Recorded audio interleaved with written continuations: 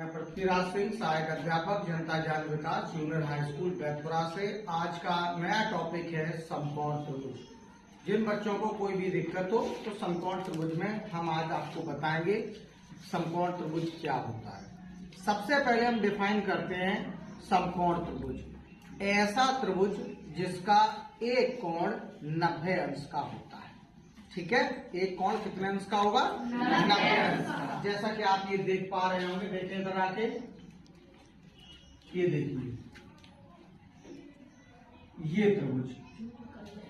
अगर कहीं किसी त्रिभुज के अंदर अगर इस तरह का निशान लगा है, जैसा ये निशान दिख रहा है, तो ये 90 अंश का कहलाता है। कितने अंश का कहलाता है? 90 अंश का।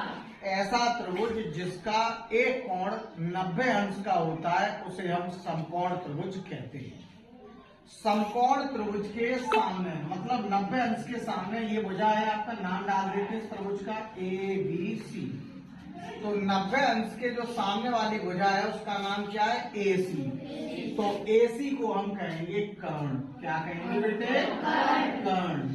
और जिस पे ये है इसे हम कहेंगे आधार, और इसको हम कहेंगे लंब। ठीक है, तो इसे हम देखो दर्शा दिया, इसको दिखा दिया। और समकोण त्रिभुज में सबसे बड़ी जो भुजा होती है उसे हम कर्ण कहते हैं। अब ये देखो 3 सूत्र बताए गए हैं। कर्ण का वर्ग बराबर होता है आधार का वर्ग धन लंब का वर्ग। क्योंकि सबसे बड़ी भुजा हम निकाल रहे हैं, तो जो सबसे बड़ी भुजा होगी वो 2 बची हुई भुजाओं के वर्ग के योग के बराबर होती है। अब आधार का वर्ग बराबर हो जाएगा कर्ण का वर्ग ऋण लंब का वर्ग, और लंब का वर्ग बराबर हो जाएगा कर्ण का वर्ग ऋण आधार का वर्ग।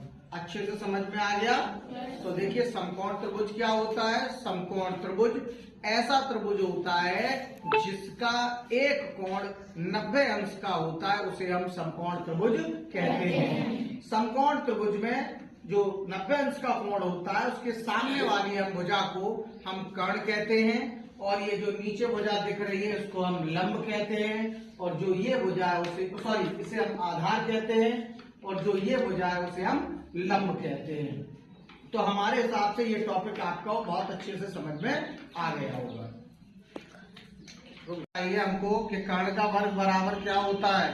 कर्ण का वर्ग बराबर आधार का वर्ग धन लंब का वर्ग। वेरी गुड, शाबाश। बैठ जाइए। अब आप खड़े हो जाए।